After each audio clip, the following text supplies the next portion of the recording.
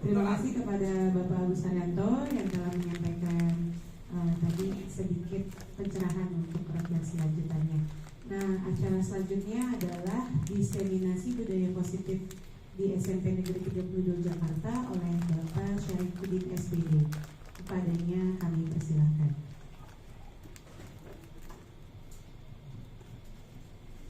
Terima kasih banyak Bu Rizkawati. Bismillahirrahmanirrahim. Assalamualaikum warahmatullahi wabarakatuh. Waalaikumsalam. Selamat siang dan salam sejahtera untuk kita semua. Yang terhormat Bapak M. Komaruzaman MPD selaku Kepala SMP Negeri 32 Jakarta. Bapak Ibu guru yang tetap semangat walaupun siang menggoda. Alhamdulillah pagi hari ini kita sudah banyak belajar tadi terkait dengan pembelajaran model sosial emosional. Nah, di kesempatan siang hari ini Bapak Ibu, saya ingin berbagi praktik baik dalam konteks diseminasi budaya positif SMP Negeri 32 Jakarta sebagai aksi nyata modul 1.4.A.9 dalam program guru penggerak di angkatan yang ke-9. Bapak Ibu yang kami hormati, perlu kita pahami bersama bahwa segala sesuatunya berawal dari yang baik-baik. Kalau tadi Bu Lucy menyampaikan, awali segala sesuatunya dengan kalimat yang positif. Sudah belajar tentang sosial emosional, tapi kalau di dalam materi pendidikan guru penggerak itu masuk di modul 2. Sebelum sampai ke modul 2, kita memahami lebih lanjut terkait dengan budaya positif di modul 1 Bapak Ibu. Nah, ini adalah profil yang pertama dari fasilitator kami. Dia adalah Pak Anang Suprapto MPD. Dia adalah guru SD di Kota Bandar Lampung yang banyak menginspirasi kami. Yang kedua adalah pengajar praktiknya Bapak Parmena Sinaga SPD. Dia adalah guru bahasa Inggris di SMP 159. Kemudian yang ketiga, yang ganteng ini Bapak Ibu, kata istri saya, Syarifudin SPD sebagai calon guru penggerak angkatan 9. Mudah-mudahan saya doakan teman-teman nanti bisa masuk di angkatan 10, 11, 12, 13, bahkan sampai semuanya bisa. Bapak Ibu yang kami hormati, tadi kita belajar tentang mindfulness. Saya memohon kita sekarang juga belajar untuk mindfulness, bisa fokus terhadap apa yang akan kita belajar bersama. Tenangkan hati dan pikiran, arahkan semua perhatian untuk fokus belajar. Hadirkan rasa ingin tahu, syukur, dan kebijaksanaan. Bapak Ibu nggak usah mikirin utang di Bank BKI, karena tidak perlu dipikirkan, yang perlu dibayar. Dan tidak perlu dibayar, apalagi setiap bulan udah otomatis dipotong. Itu pesan tadi dari Kasudin JB1 dalam rangkaian kegiatan senam bersama juga. Nah, sekarang maka kita fokuskan, pikirkan kita, hati dan pikiran kita untuk fokus belajar bersama Bapak Ibu. Karena saya belajar ini 2 bulan, ternyata ujungnya ada di sini Bapak Ibu. Kalau ini kita bisa lakukan, sosial emosional di SMP Negeri 32 Jakarta insya Allah bisa berjalan dengan baik. Yang kedua, bagaimana kita berinteraksi Bapak Ibu? Yang pertama, hadir seutuhnya. Yang kedua, hargai waktu bersama. Kita sama-sama menghargai ya Bapak Ibu ya. Mudah-mudahan sebelum jam 3 kita sudah selesaikan. Kemudian yang ketiga, buat catatan. Kalau nanti ada beberapa catatan yang perlu Bapak Ibu catat, karena ini ilmu dari banyak sekali para ilmuwan-ilmuwan yang bisa dicatat di sana. Kemudian yang keempat, angkat tangan jika hendak bertanya. Bisa disepakati Bapak Ibu terkait dengan kita interaksi kita hari ini? Bisa ya, baik. Selanjutnya Bapak Ibu, dalam konteks diseminasi budaya positif, kita akan belajar konsep inti budaya positif dengan 7 langkah. Ada 7 sesi yang akan kita pelajari bersama. Yang pertama adalah perubahan paradigma belajar. Yang kedua adalah disiplin positif. Yang ketiga adalah motivasi perilaku manusia. yang keempat kebutuhan dasar, yang kelima posisi kontrol restitusi, yang keenam keyakinan kelas, dan yang ketujuh adalah segitiga restitusi. Jadi ada 7 materi yang nanti akan kami share berbagi bersama dengan Bapak Ibu sekalian. Yang pertama adalah perubahan paradigma belajar. Ada pertanyaan pemantik Bapak Ibu. Saya minta tolong kita senang-senang terlebih dahulu. Bapak Ibu silakan cari pasangannya masing-masing. Berdua saja. Berdua saja. Kalau pasangan aslinya dari kampung ya, berdua saja silakan. Bisa dengan sesama bangku, sesama meja, silakan. Ya, silakan Bapak Ibu. Ini 1, 2, sana sudah. Bapak Ibu, saya akan bagi menjadi A dan B. Yang berharap jadi A, kesepakatan kelas, kesepakatan teman-teman sesuai pasangannya. Yang mau jadi A angkat tangan. Yang A. Kan pasangan 2 orang. A dan B. Yang A. Ayo yang A angkat tangan, silakan. Oke. Sudah? Sekarang yang B angkat tangan. Oke, yang B angkat tangan. Sudah sesuai dengan pasangannya ya? Kalau dengan pasangan kan berdua, 1 A, 1 B. Jadi nggak boleh saya A aja. Bertiga boleh nggak? Bertiga boleh, berdua. Bertiga? Yang berdua tiga Berarti kalau bertiga harus ada C dong. Ya, berdua ya. A dan B. Sudah paham Bapak Ibu? Sekarang instruksinya. Yang A, Bapak Ibu pegang tangannya. A pegang tangan sendiri. Pegang tangan sendiri. Kemudian ngepal sekencang mungkin. Pahami bahwa yang ada dalam kepala Bapak Ibu adalah sesuatu yang paling Bapak Ibu cintai dan paling Bapak Ibu senangi. A. Boleh duit, boleh emas, boleh apapun yang menurut Bapak Ibu senangi. Oke, yang A sudah berjalan. Oke, sekarang yang B, instruksinya yang B. Bagaimana ibu bapak bisa mempengaruhi si A agar kepalanya terbuka? Nah, silakan dengan cara apa pun. Saya kasih waktu 2 menit. Sudah memahami yang ada saya? Sudah? Dan dimulai dari sekarang. Silakan. Ayo silakan. Boleh pun bagi apapun. Boleh terserah silakan. Pokoknya sampai bisa terbuka. Silakan pakai cara apapun. Ada yang mengikuti, ada yang ngomongin, ada yang ayo sampai benar-benar bisa terbuka.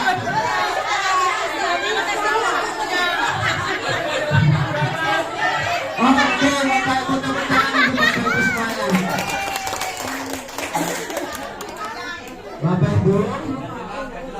Bapak Ibu, 1 yang A tadi kan instruksinya adalah membuat kepalan tangan bahwa di dalam tangannya seolah-olah ada sesuatu yang Bapak Ibu sukai kan? Yang itu menjadi kesenangan Bapak Ibu. Yang B, bagaimana caranya mempengaruhi si A agar kemudian kepalanya bisa terbuka? Ada yang bisa terbuka? Ada, bulat yang tarik bisa terbuka. Mana HP saya disita? Wah, itu salah satu cara. Kenapa bulatnya kan? HP-nya disita? Kan saya sudah mengepal emas, saya kan suka emas, emas. Saya mau mengganti dengan mau emas atau HP. Saya bilang kalau dengan HP saya bisa mendapatkan emas, ya kan? Jualan bisa dapat. Kalau dengan emas saya kadang susah mendapatkan HP. Maksudnya, jadi dia nanya saya, ayo emas atau HP? Saya lepas, saya ambil HP saya. Karena emasnya saya belum pegang. Oke, tepuk tangan. Bulatnya yang tadi. Jadi Bapak Ibu belajar dari permainan ini bahwa kita ada yang namanya teori kontrol dulu Bapak Ibu. Meluruskan beberapa miskonsepsi tentang makna kontrol Bapak Ibu. Yang pertama, saya tidak akan menyalahkan bahwa yang apel tidak bisa terbuka. Kenapa? Karena dia punya keyakinan diri bahwa ini milik saya. Mau dipengaruhi apapun, Ya terserah orang lain mau mempengaruhi apapun, toh itu keyakinan saya. Kemudian bagi yang mempengaruhi, bagaimana caranya dia mempengaruhi? Kalau kemudian dia berhasil, bisa jadi itu baik. Tidak berhasil juga bukan berarti kemudian saya nggak berhasil nih. Tapi ada usaha yang dia lakukan untuk mempengaruhi orang lain. Bisa dipahami Bapak Ibu ya. Jadi tidak ada sesuatu yang salah di dunia ini. Yang ada bagaimana cara pandang kita dan cara pandang mengontrol diri kita. Bapak Ibu yang saya hormati, Dr. William Glaser dalam kontrol teori membagi teori kontrol itu menjadi 4. Yang pertama, ilusi bahwa guru mengontrol murid. Selama ini yang kita pahami bahwa kamu harus nurut dengan saya di kelas. Betul atau tidak? Atau kemudian kalau kamu pengen nilainya bagus harus nurut dengan saya. Kalau tidak saya kasih nilai kamu jelek. Ada yang begitu? Nah, bahwa ilusilah bahwa guru bisa mengontrol murid. Yang kedua, ilusi bahwa kritik dan membuat orang merasa bersalah dapat menguatkan karakter. Ayo dikerjain, kalau nggak dikerjain saya laporin kepala sekolah. Tolong dong kamu kerjain, kalau enggak nanti saya nggak dapat nilai nih. Benar apa tidak Bapak Ibu pernah melakukan hal itu? Ilusi bahwa kritik membuat orang merasa bersalah itu dapat menguatkan karakter. Ternyata tidak Bapak Ibu. Kemudian yang ketiga, ilusi bahwa semua penguatan positif efektif dan bermanfaat. No Bapak Ibu. Kalau nomor 1 itu adalah dasar paling dasar, nomor 2 adalah tingkatan yang lebih tinggi, nomor 3 menurut kita itu sudah benar Bapak Ibu. Ayo, kalau jadi orang baik, nantinya masa depan pasti akan jadi baik. Betul, penguatan positif. Diberikan penguatan positif saja belum tentu itu efektif dan bermanfaat. Loh Bu, saya lapar kok, harusnya dikasih makan. Loh saya dikasih ceramah, kira-kira masuk gak?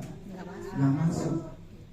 Kemudian ilusi yang keempat bahwa orang dewasa memiliki hak untuk memaksa. Saya akan ilusikan dengan ilusi bahwa kita orang dewasa memiliki hak untuk memaksa. Kira-kira kita bisa nggak memaksa orang? Bisa.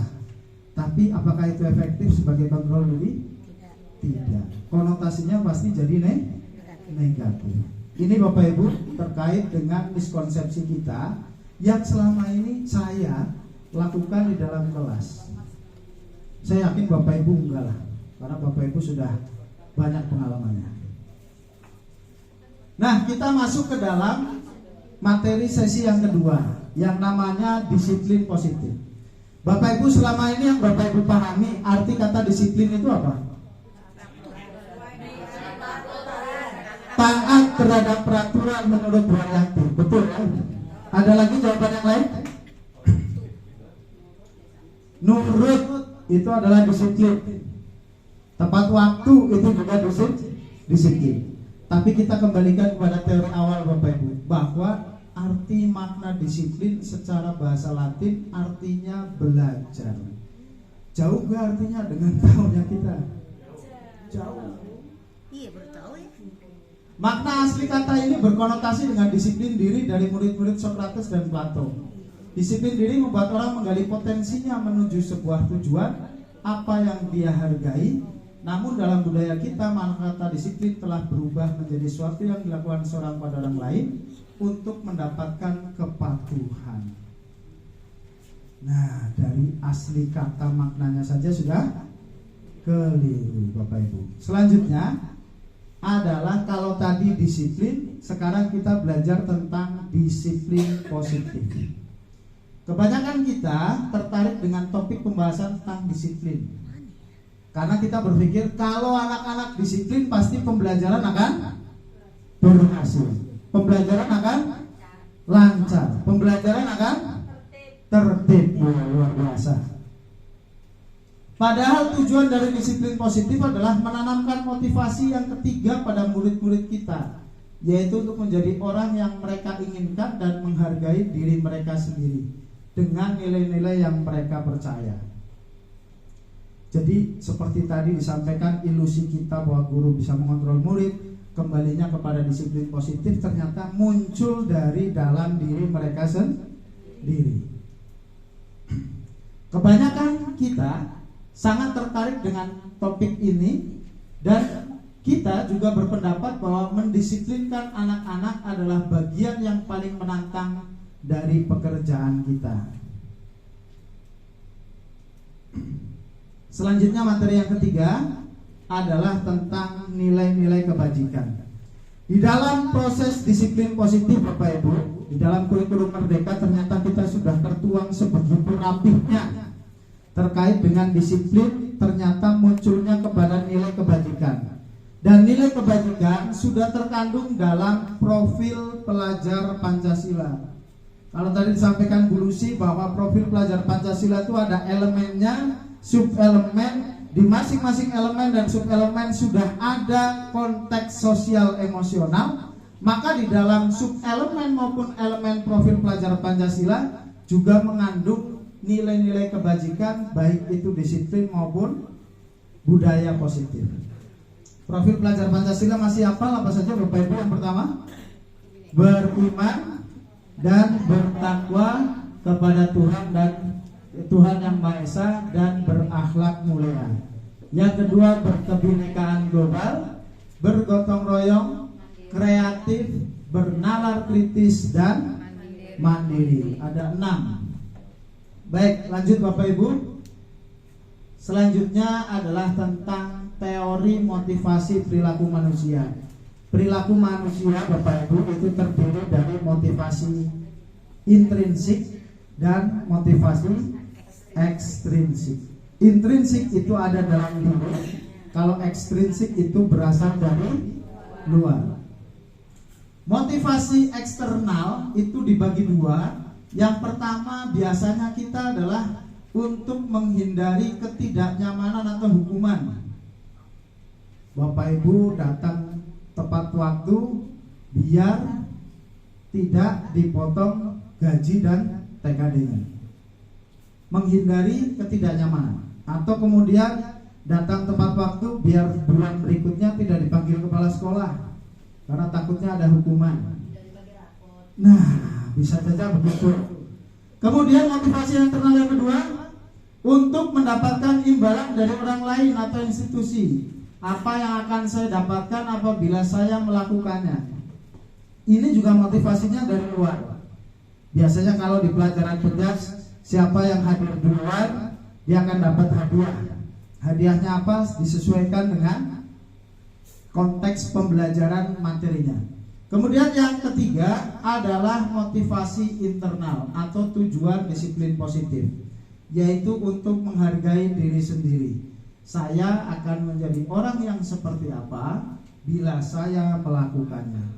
Bapak Ibu yang saya hormati, motivasi eksternal, 2 motivasi ini ternyata tidak bisa merubah apapun terhadap diri kita.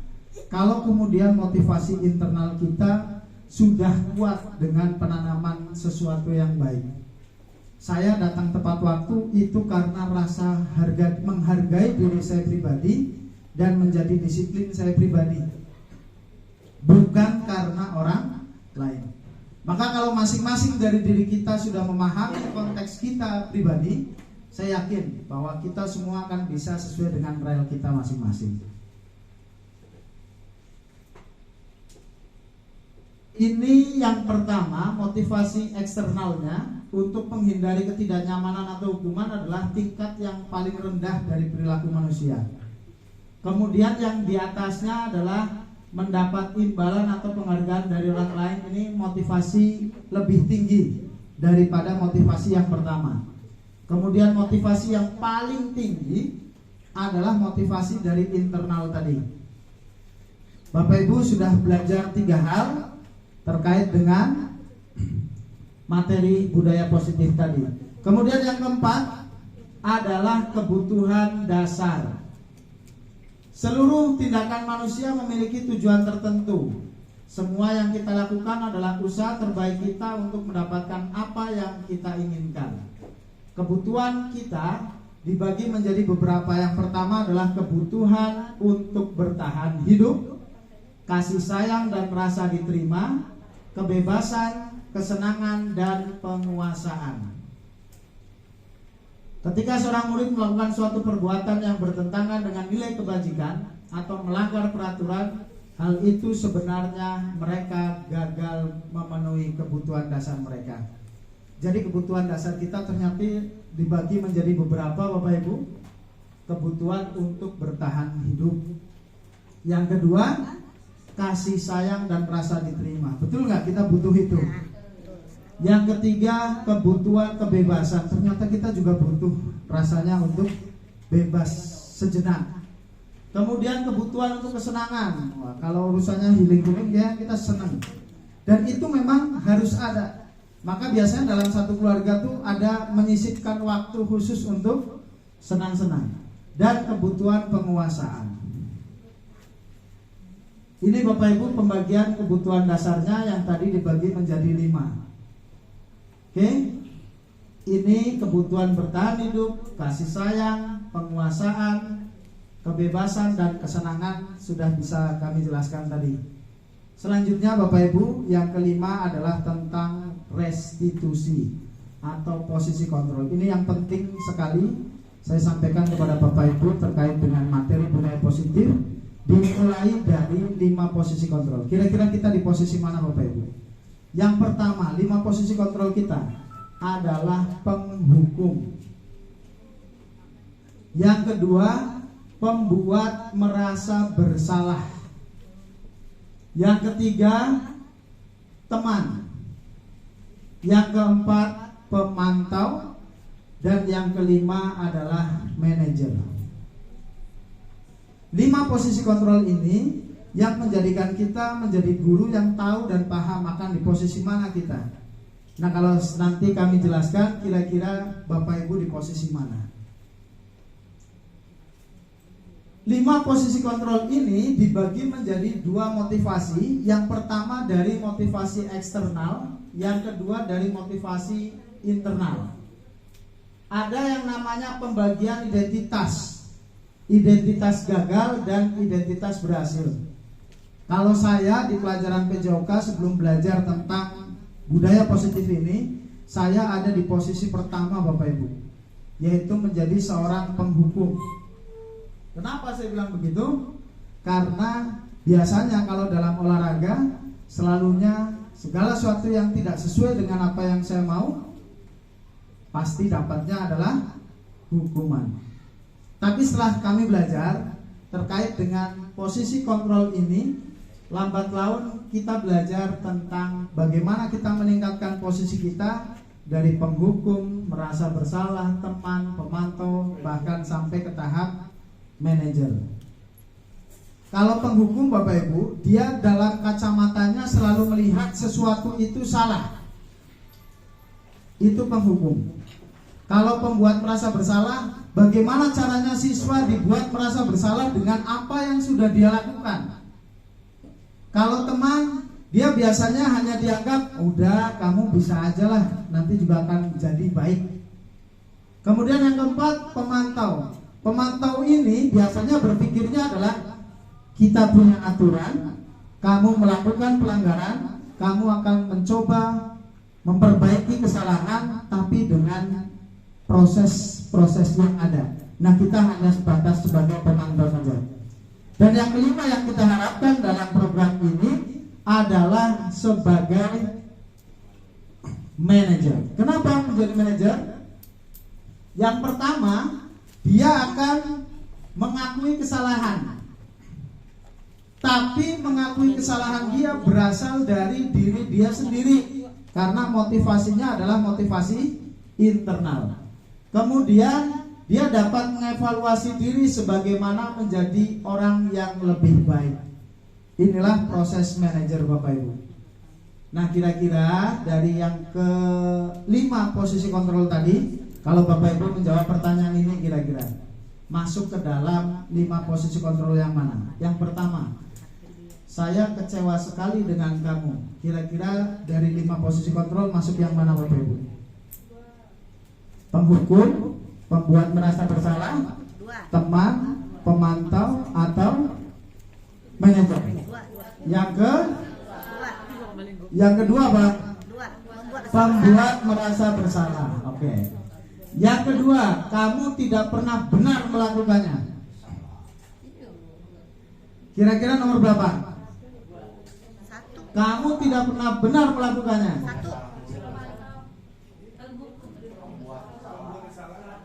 Pembuat merasa bersalah atau penghukum? Kamu tidak pernah benar melakukannya berarti nyerah. Nanti kita cross check. Ayolah lakukan demi saya ya. Ayolah lakukan demi saya ya. Apa kira-kira? Teman. Apakah kamu mau mendapatkan stiker bintang hari ini?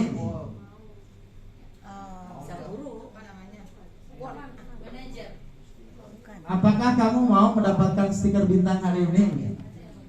Penghukum, pembuat merasa bersalah, teman, pemantau, dan manajer.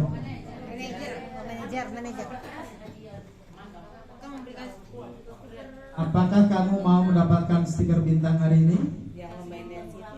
Nah, ini biasanya kalau di SD sering begini ya. Bagaimana kamu bisa menyelesaikan masalah ini? Ini manajer. Kamu selalu yang paling terakhir.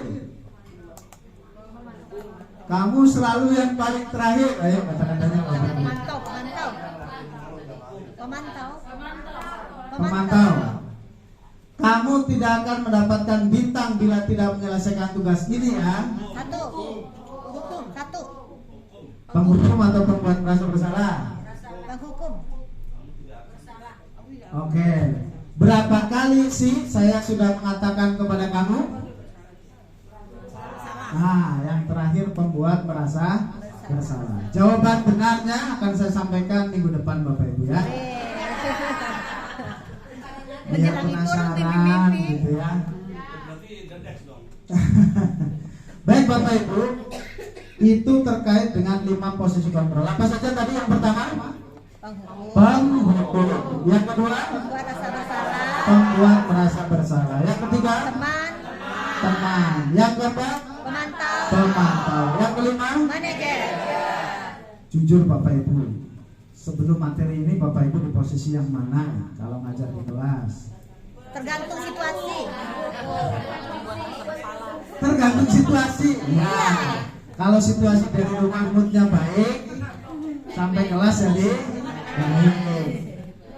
Tapi seringnya kemana? Bu Deborah, Bu Leti penghukum sama dengan saya. Karena kita menganggap bahwa kita bisa kontrol murid, maka kita bisa menghukum murid karena tidak sesuai dengan kita.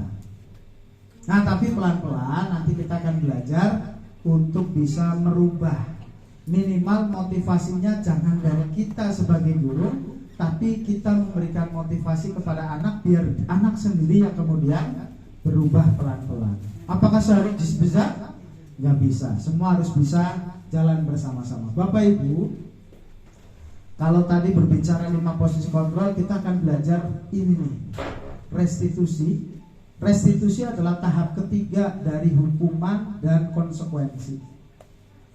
Biasanya kalau kita berbicara konsekuensi itu pasti sesuatu yang sudah positif ya. Tapi ternyata ada di atasnya konsekuensi, yaitu restitusi. Kita cek, ini faktor identitas gagal. Hukuman itu sesuatu yang menyakitkan, harus terjadi. Benar atau tidak? Kalau kita menghukum pasti ada sesuatu yang menyakitkan. Entah untuk kita, untuk anaknya, atau untuk satu kelas. Betul? Betul ya.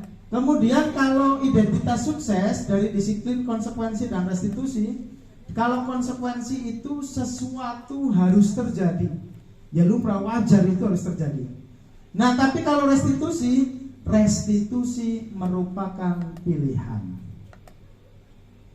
Yang kedua, tidak nyaman untuk murid untuk jangka waktu yang panjang. Orang yang pernah dihukum pasti akan terngiang-ngiang terus Bapak Ibu. Contoh saya waktu SD mimpin senam, saya salah satu gerakan langsung dijewer oleh guru PJOK saya. Saya nggak lupa sampai sekarang, karena saya pernah dihukum. Jadi guru PJOK. Mudah-mudahan saya tidak jewer murid kita. Karena belajar dari apa yang sudah pernah dilakukan waktu kecil. Kemudian kalau konsekuensi tidak nyaman untuk murid untuk jangka waktu yang pendek. Mungkin dia akan nyesel, sekarang doang, tapi besoknya dia akan lupa. Tapi kalau dihukum, itu pasti terngiang-ngiang Bapak Ibu.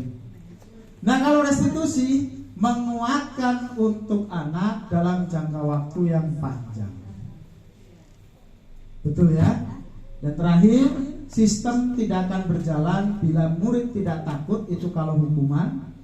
Memerlukan monitoring dan supervisi terus-menerus dari guru, itu kalau konsekuensi. Dan kalau restitusi, murid belajar bertanggung jawab untuk perilakunya. Saya flashback ke depan Bapak Ibu bahwa motivasi dibagi dua, eksternal dan internal. Kalau motivasi eksternal itu ternyata hanya jangka pendek, tapi kalau motivasinya internal itu bisa jangka panjang. Nah, cara motivasi internalnya lewat apa? Restitusi tadi. Sampai ke tahap yang keenam Bapak Ibu, bagaimana kita bisa menjalankan restitusi ternyata diawali dari keyakinan kelas. Saya sempat keliling ke beberapa kelas kita. Bapak Ibu, siapa yang sudah pernah nempel peraturan kelas di kelasnya? Atau sudah membuat peraturan kelas di kelasnya? Adakah? Di kelas. Bapak Ibu kan jadi wali kelas nih. Bahasa lisan. Ditempel bosku di depan pintu. Ditempel. Bu Risma 82. Bu Yeti belum, tapi sudah ada. Saya ngecek ternyata sudah ada di kelas 73 terkait dengan peraturan kelas Bapak Ibu. Nah, sekarang kita akan belajar bersama.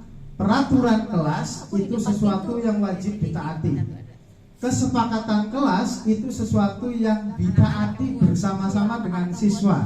Kalau keyakinan kelas, sesuatu yang muncul dari diri siswa untuk siswa, kita guru sebagai fasilitator untuk menguatkan. Dan diawali dari kata-kata positif. Tadi sudah belajar sosial emosional, kita belajar budaya positif, awalnya dari keyakinan kelas. Apakah beda Mas Arif antara peraturan kelas dengan keyakinan kelas? Menurut Bapak Ibu beda apa sama? Beda. Bedanya di mana menurut Bapak? Kalau peraturan kelas itu kemungkinan besar wali kelas yang sudah kasih indikatornya. Kalau keyakinan kelas berarti pendapat dari kesepakatan kelas. Sepakat dengan apa yang disampaikan Bu Deborah. Jadi kita akan memulai dari skup yang paling kecil, yaitu dari kelas. Bapak Ibu, anak akan senang apabila segala sesuatu dimulai dari sisi positif dan anak dilibatkan dalam membuat sebuah keyakinan kelas. Karena apa? Dia yang buat, dia yang melakukan kesalahan, maka dia juga yang nanti akan mencari solusi dari perbuatan yang dilakukan. Inilah keyakinan kelas Bapak Ibu. Perlu kita lakukan, mudah-mudahan nanti bisa dilakukan. Saya kemarin sudah mencoba membuat video terkait dengan keyakinan kelas. Ternyata anak itu memunculkan semua idenya. Ditanya satu peraturan kelasnya, tidak boleh tidur di dalam kelas Pak. Kenapa emang ada? Wah, bawa tikar Pak di kelas dan kawan-kawan begitu. Kemudian tidak boleh makan saat jam pelajaran. Ternyata ada guru lagi menyampaikan, anak ada enak makan gitu. Dan itu mungkin tidak keluar dari anak-anak kalau kemudian kita tidak mencoba membuka diri terkait hal itu. Kemudian ada juga yang izin ke WC sampai 10 kali di satu jam pelajaran guru gitu. Udah izin, balik lagi, izin lagi, dan lain sebagainya. Jadi ternyata banyak Bapak Ibu terkait dengan problem-problem dari anak yang mungkin kita tidak memahami sejauh itu. Bapak Ibu, nah ini tata cara pembentukan keyakinan sekolah atau keyakinan kelas. Keyakinan kelas bersifat lebih abstrak daripada peraturan yang lebih rinci dan konkret. Keyakinan kelas berupa pernyataan-pernyataan universal Pernyataan keyakinan kelas senantiasa dibuat dalam bentuk positif. Keyakinan kelas hendaknya tidak terlalu banyak sehingga mudah diingat dan dipahami oleh semua warga kelas. Karena kalau banyak kayaknya nggak cukup itu ya. Sama dengan proses peraturan kelas, hanya tinggal itu munculnya dari siswa dan dirubah menjadi kata-kata positif. Yang sekarang ada apa? Dilarang, jangan, betul nggak? Itu kan pasti konotasinya negatif. Oh, saya nggak boleh karena dilarang. Tapi diganti dengan hal-hal yang positif akan lebih enak. Nah, sebaiknya apa? Contoh, kata positif dalam keyakinan kelas itu bisa satu, komitmen. Yang kedua, menghargai. Yang ketiga, memperhatikan. Jadi kata-kata kerja yang diawali dengan kata-kata itu lebih bagus dan lebih enak diterima oleh telinga anak-anak. Nah, prosesnya Bapak Ibu kan sudah punya peraturan kelas, tinggal dirubah saja dengan anak menjadi kata positif agar jadi keyakinan kelas. Kemudian keyakinan kelas itu perlu diucapkan bersama-sama Bapak Ibu. Perlu direview kembali keyakinan kelas itu. Kalau ternyata dijalankan selama sebulan ternyata belum berhasil, diperbaiki keyakinan kelasnya. Karena bisa jadi namanya proses keyakinan kelas kan tidak sebentar. Pasti prosesnya butuh waktu yang lumayan lama. Nih prosedurnya ada langkah 1, 2, 3, dan 4. Nanti coba kami sampaikan terkait dengan prosesnya. Dan saya yakin Bapak Ibu sudah pada memahami terkait dengan keyakinan kelas yang ada. Nah, terakhir, keyakinan kelas selanjutnya bisa dilekatkan di dinding kelas di tempat yang mudah dilihat semua warga kelas. Saya melihat di kelas 73 itu ada peraturan kelas. Sudah dengan gambarnya, kata-katanya. Sudah cakep bagi saya. Hanya tinggal dibuat kata-kata yang lebih positif. Wali kelas 73. Oh, Ibu Yana Trinarti. Tepuk tangan untuk Ibu Yana Trinarti yang sudah membuat peraturan kelas. Tinggal diganti saja jadi keyakinan kelas ya, Bu Yana ya. Ini contoh pembuatan keyakinan kelas. Lebih spesifik nanti saya ada videonya. Yang terakhir Bapak Ibu, ini yang perlu kita coba praktekkan. Lebih khusus adalah materi ini kepada guru TK dan para wali kelas, yaitu tentang segitiga restitusi. Restitusi seperti tadi adalah proses menciptakan kondisi bagi murid untuk memperbaiki kesalahan mereka sehingga mereka bisa kembali pada kelompok mereka dengan karakter yang lebih kuat menurut Gosen 2004. Proses menciptakan kondisi bagi murid untuk memperbaiki kesalahan mereka. Jadi kita tidak perlu capek-capek harus dengan nada yang keras maupun yang tegas. Tahapan segitiga restitusi, namanya juga segitiga restitusi Bapak Ibu, berarti ada tiga tahap. Yang pertama adalah menstabilkan identitas. Setiap orang pasti pernah melakukan kesalahan. Kamu bukan satu-satunya yang pernah melakukan ini. Itu adalah menstabilkan identitas. Yang kedua, validasi tindakan yang salah. Contoh kata-katanya, kamu tentu punya alasan melakukan itu. Adakah cara yang lebih efektif untuk mendapatkan apa yang kamu butuhkan? Dan yang ketiga adalah menanyakan keyakinan. Keyakinan kelas apa yang telah kita sepakati? Kamu ingin menjadi orang yang seperti apa? Ujungnya ada di keyakinan kelas untuk sampai ke dalam tahap segitiga restitusi. Karena harus ada aturan yang jelas yaitu di segitiga restitusi dan keyakinan kelas. Langkah yang pertama yaitu menstabilkan identitas disebut sebagai bagian dasar segitiga. Jika anak berbuat salah maka ada kebutuhan dasar mereka yang tidak terpenuhi. Betul ya Bapak Ibu? Bukan kamu rokok kemarin. Betul ya Bapak Ibu?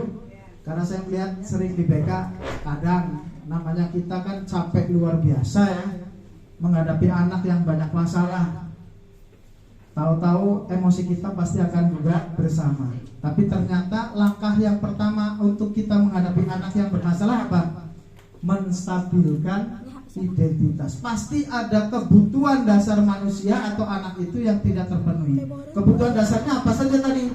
Bertahan hidup, pengen rasa disayang dan diterima, kebebasan, kesenangan, dan penguasaan. Dari 5 kebutuhan dasar hidup ini pasti ada satu atau beberapa kebutuhan dasar yang tidak terpenuhi oleh anak tersebut. Nah, seringnya kalau di kita apa? Kurang kasih sayang, broken home, gak dapat uang saku dari ibunya atau bapaknya, atau ibu bapaknya pisah, atau yang sudah meninggal. Jadi anak datang ke sekolah tidak semua dalam kondisi yang sama. Betul atau tidak Bapak Ibu? Maka tadi kepala sekolah menyampaikan 10 menit di awal kita menyamakan persepsi, menyamakan frekuensi, bahwa anak kita punya tujuan yang sama, datang ke sekolah adalah untuk belajar. Yang kedua, validasi tindakan yang salah. Kita harus memahami kebutuhan dasar yang mendasari tindakan anak berbuat kesalahan. Kita perlu memahami alasan melakukan kesalahan atau pelanggaran sehingga anak merasa dipahami. Jangan langsung menjustifikasi anak bahwa kalau anak salah pasti karena salah anak tersebut. Pelan-pelan saya belajar untuk itu. Kadang kita harus butuh obrolan dengan anak-anak karena kita pahami dulu kondisi anak yang berbeda-beda. Langkah yang ketiga adalah menanyakan keyakinan. Dengan cara apa Bapak Ibu? Ternyata seperti tadi saya sampaikan, motivasi itu dari eksternal dan internal. Ternyata kalau anak sudah distabilkan identitasnya, sudah rendah lagi tensinya, kemudian kita sudah memahami kesalahannya, bukan kita yang mencari solusi Bapak Ibu, tapi anak itu sendiri yang mencari solusinya. Mudah-mudahan kita bisa praktekkan bareng-bareng di kelas kita maupun di sekolah kita Bapak Ibu. Nah, ini adalah kata-kata atau kalimat restitusi dari menstabilkan identitas. Berbuat salah itu tidak apa-apa. Betul apa tidak? Tidak ada manusia yang sempurna. Kan kata-katanya menyejukkan ya. Kamu ini gimana sih? Nah, itu kan anak juga yang tadinya mau cerita gak bakalan jadi cerita. Validasi tindakan yang salah contohnya adalah, padahal kamu bisa melakukan yang lebih buruk dari ini ya. Kan? Anak mecahin kaca cuma 1 doang. Kalau kita, gimana sih kamu mecahin kaca? Tapi ternyata kalau ditanya, oh yang pecah cuma 1 kan? Alhamdulillah tidak semuanya pecah gitu. Tenang aja nanti diganti sekolah misal begitu. Atau kejadian-kejadian yang lain. Nah Bapak Ibu, mari kita praktekkan segitiga restitusi kita, bahwa semuanya berasal dari motivasi internal, semuanya dari diri pribadi murid. Kita sebagai guru hanya sebagai pengontrol. Posisi kontrol kita adalah sebaik-baiknya sebagai manajer. Ini contoh kasusnya, menstabilkan identitas, validasi tindakan salah, dan menanyakan keyakinan. Terima kasih Bapak Ibu, sharing kita bersama hari ini mudah-mudahan bermanfaat bagi diri saya pribadi dan umumnya bagi Bapak Ibu sekalian. Mari kita bersama-sama belajar, bersama-sama mempraktekkan, bersama-sama mengaplikasikan agar sekolah kita menjadi lebih baik ke depan.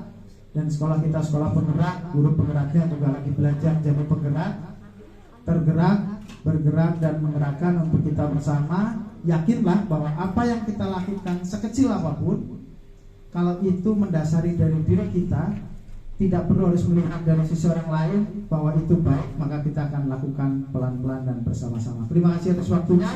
Wassalamualaikum warahmatullahi wabarakatuh.